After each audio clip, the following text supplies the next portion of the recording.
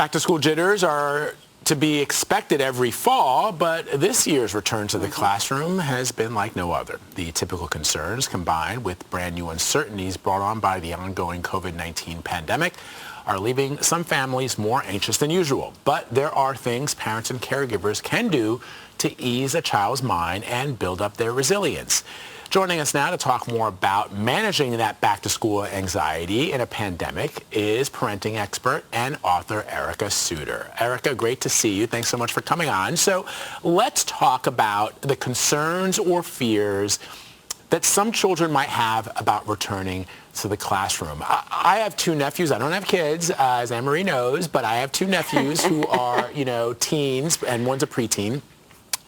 I feel like over the course of the last 2 years, they have managed this pandemic better than some adults. Like the little one wears his mask, no problem. The older one wears his mask and he plays hockey. I just feel like they just do it and it's not that big of a deal. And when I asked them about returning to school, they were just like, yeah, excited. Yay. Like it was just like any other school year, I don't know. What do you think?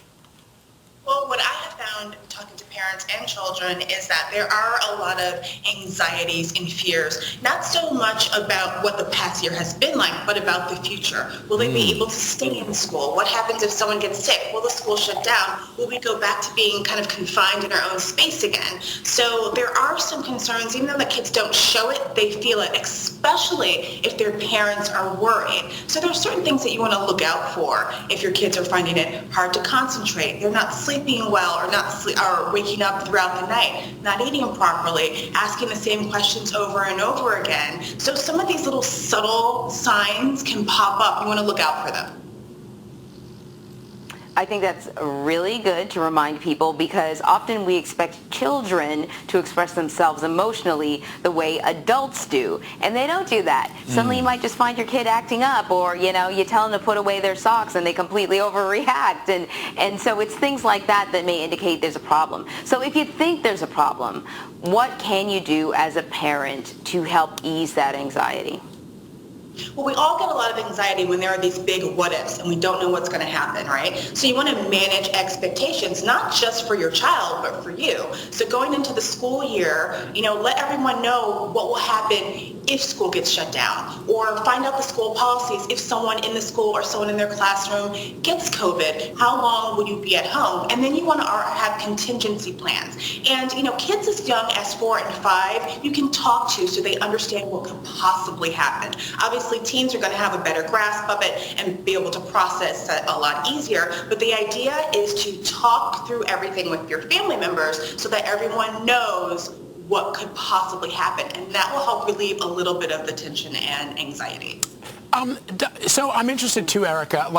And Anne-Marie knows this about me. When I was, because we've talked about this. Like I was extremely hypochondriac. Like when I was a kid, I was 11 or 10 when, AIDS became a real thing in this country. And I thought I was going to get it, even though I was not at all susceptible in any way to get HIV. I thought I was going to get cancer from eating hot dogs. I thought, and so my brain was constantly worried about all these things that probably were never going to happen to me.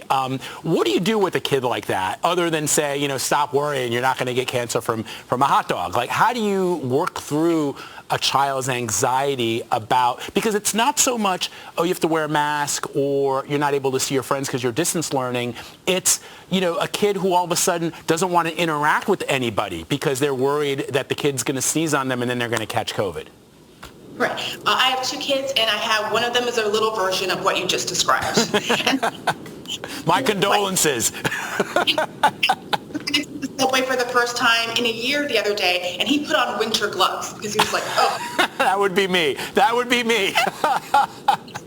what I did is I sat down and I talked to him about what the risks are and how we need to stay safe. Now, you don't want to make them feel bad or overly criticize or be harsh, but you want to let them know that you're listening, right, and you understand their fears and that they're not alone. There are other adults and children who feel this way, but you want to try to be rational and talk them through what the safety protocols are taking and how safe that you believe that they are. So the calmer you are and the more you know, the better your kids will feel. But you want to acknowledge their feelings and you want to say you get it, but this is how we're going to move forward and you're going to be okay.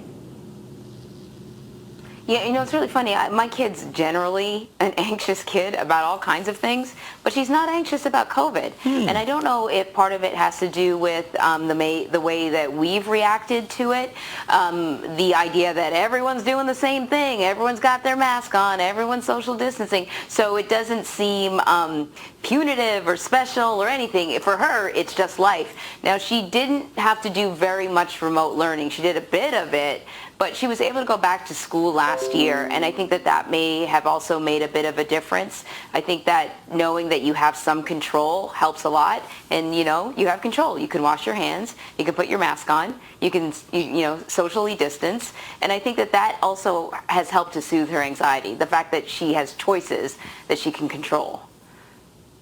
I think a lot of times as parents, we forget that our kids are taking cues from us. So the more calm we are, the more together we have everything set up, and the more we answer their questions and understand what's going on, the better they will respond to it. And in general, I have a 4-year-old who now doesn't really remember life before masks. So kids will adapt to things much more easily than adults do. So we should keep that in mind. Sometimes we need to take cues from our children to kind of follow the rules and stay safe.